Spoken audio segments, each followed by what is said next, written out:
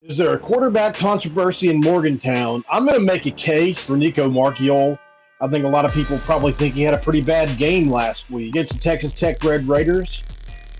I'm not of that mindset. I think he could have played better, but we're going to talk about that a little more right after this word from our sponsor. This episode of Mountaineer Paul Talks Football is brought to you by Dutch Miller Automotive, where friends and family pricing means you get the best deal right up front on any new or pre-loved vehicle in stock every time.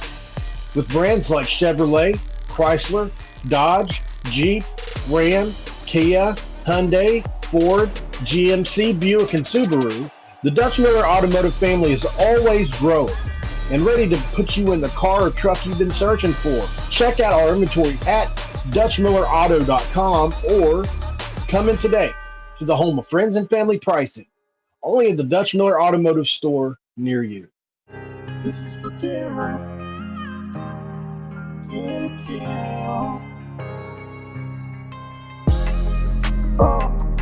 What's up, guys? Welcome back. My name is Mountaineer Paul, and you've landed here again at Mountaineer Paul Talks Football.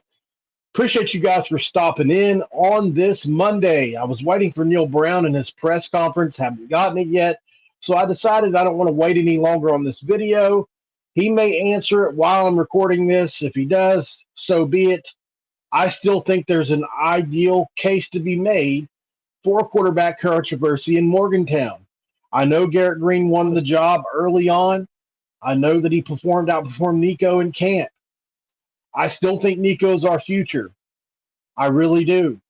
I've got some things I'm going to say that hopefully back that up a little bit. Nothing's in stone 100%. He could always play himself out of that role, no doubt. But for now, I'm rolling with Nicco. Now, here's an article from Skylar Callahan at West Virginia Illustrated, Sports Illustrated. It says, Sunday morning thoughts. Can someone get this kid some help? The West Virginia Mountaineers are 3-1 and 1-0 in conference to begin the 2023 season. A third of the way through the year, head coach Neal Brown has to feel much better about his job security. The last 2 weeks have not been pretty by any means, but as Brown stated in his post-game press conference, win. No one cares how you win as long as you find a way to win. At the same time, the fashion in which West Virginia has won these last 2 games against Pitt and Texas Tech is not sustainable. They're not going to be able to hold opponents under 20 points every week, and offensively, they've got to make some sort of progress throwing the football. Nicco Marchiol completed 12 of 21 passes for 78 yards, a touchdown, 2 picks. The first interception was 100% on the Marchiol for not seeing the defender and waiting entirely too long to let it rip, missing the throwing window by a wide margin. The second interception is what leads to the main point of my column today. Can someone at receiver step up and make some plays to help the young quarterback out? Drops have plagued the wide receiver group at WVU since Neal Brown took over the program in 2019. But it's not just drops right now. It's everything. Failure to get separation and making something happen after the catch also go into the Mountaineer struggles in the air. If you're going to call a conservative game with a young quarterback under center and take very few shots downfield, you have to compensate for that by racking up yards after the catch. So far, through 4 games, this wide receiver group has not done that. Take last night or Saturday at this point for example. Marchiol completed all 6 of his passes at or behind the line of scrimmage, but only gained 27 from those completions. Passes 5 yards or fewer totaled 10 yards on 2 completions, and the only completions 15 yards down the field totaled, you guessed it, 15 yards, all air yards. Cortez Bram made a catch in the first half, and all he had to do was make a guy miss in the open field, and we'd have had a first down and then some. The defender wasn't fooled at all by the move by Braham and made the tackle, setting up a third down. Devin Carter shoulders the blame for Marchiol's second interception by allowing the ball to bounce off his hands up into the air and into the midst of a Texas Tech defender.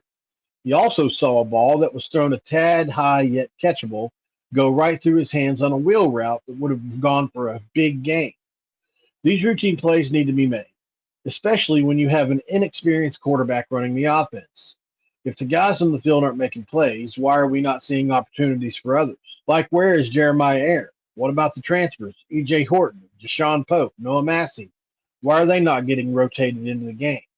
How is it that two of the four receivers who see the field the most, Hudson Clement, Grayson Malshevich, are former walk-ons? I think he means Preston Fox there, guys. That's alongside Hudson Clement. Just a side note there. If so, that tells you all you need to know about the overall depth of the position group. This team is more than good enough to win games, get bowl eligible, and perhaps finish in the top half of the Big 12 standings. But in order for that to come to fruition, some playmakers have to emerge at receiver. There are no ifs, ands, or buts about it. You might get by winning these two games by having virtually no passing game, but that can't be the formula on a week-to-week basis. And I completely agree. No matter who's the quarterback, whether it's Garrett Greene or Nicco Marchiol, these receivers have to play better, guys. You guys remember in the offseason, Cortez Braham said they were disrespected by how the receiving corps was talked about during the offseason. They said they took that personally. Well, I'd like to see that start to come to fruition a little bit. I know the switching quarterbacks has played a part. I know the weather played a part. But at the end of the day, you're Division I, and you have to make plays. You just have to. If they don't, this is going to be a frustrating season to watch, and we're going to have to rely on our defense just like in 2019 again. Nobody wants to see that. The Cole Taylor drop in the end zone was another one. That would have added another touchdown to Nico's resume. The Horton miscommunication, from what I've been told, was more of a receiver deal than a quarterback deal, although those things are just slight hair misses. Had there been more chemistry there, Horton probably scores a touchdown on him. What was an amazing throw down the field. There are just so many plays that, had they made for Nicco, that stat line probably looks closer to 300 yards, 2 touchdowns, an interception, and almost 100 rushing yards. So I think the counter argument a lot of people are going to have to this as well. That's why Garrett should play more, because he's a little bit faster, right? And he is faster. There's no doubt about that. But he's also more frail and prone to injury. And quarterback runs, I promise you, he'll never survive. He'll never survive the quarterback run game at the college level. I've seen enough. He may continue to come back and try, but I just don't think his body will hold up. Maybe he proves me wrong someday. And if the Mountaineers are winning, I'll be happy to say I am wrong. I do think, though, that letting Garrett do things off schedule when the play breaks down, that's when he's at his best, and I would never care to see him make his hay that way. Nicco Marchiol is faster than people think. He's in that 4.6, 4.7 territory, and he can get enough to make this an explosive run offense. He just has to get the nuances of the RPO system down in first. Once the defense backs off, everything's so congested, everything is so condensed. Once they back off and we're able to pass a little bit more, and I do think the passing game will improve. I don't think it'll be elite, but it will improve. We're going to see those running lanes open back up. We're going to have more explosive plays, more explosive runs, and more explosive passes. But it all starts with receivers making routine catches. Neal Brown has done an incredible job scheming up plays for this offense this year, guys. Not enough credit to Neal Brown as an offensive coordinator on this team so far this year. He has done an excellent job. It may not be in the yards department, but just if you watch the game, the creative ways in which he is moving the football down the field, keeping the ball, time of possession, all that. Texas Tech ran 81 plays, by the way, and that's with us possessing the ball with a ton more minutes than they did. Imagine had that not been the case, right? So Neal Brown, and what he's using, it's something he's always been good at. When he had Daggy, they had a streak going when Daggy was the quarterback. I think it was 4 or 5 games in a row, maybe more, where they had an opening drive touchdown, because Neal Brown is extremely good at mapping out those first 15 to 20 plays scripted. Neal Brown is a guy that he likes to script plays going into a game usually. And so he's been really successful. And that's why a lot of our opening drives look so good, is because he's really good at looking at the numbers based off tendencies and making play calls accordingly. But the biggest reason I think Nicco Marchiol should stay quarterback for the West Virginia Mountaineers are real easy. Wins. How many wins does Garrett Greene has as a starting quarterback? Nicco Marchiol now has technically 3 wins, although 2 of those games he came in I mean, the Pitt game, he came in after 4 plays. That's obviously should go to him.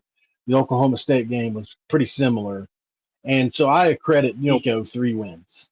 Now, wins are not a quarterback stat. You will hear me say that. But I do think the quarterback plays the biggest part on whether teams win or lose for the most part. And with the offensive line we had, with the pass blocking grades we are getting, I just think as Nicco sees more reps, he's only going to get better. You yank the kid now, you may damage his confidence forever. I think that's something to consider here. Does Neal Brown think that he's got a good enough team with Marchiol to win 7-8 games and bet the house on the future of this program?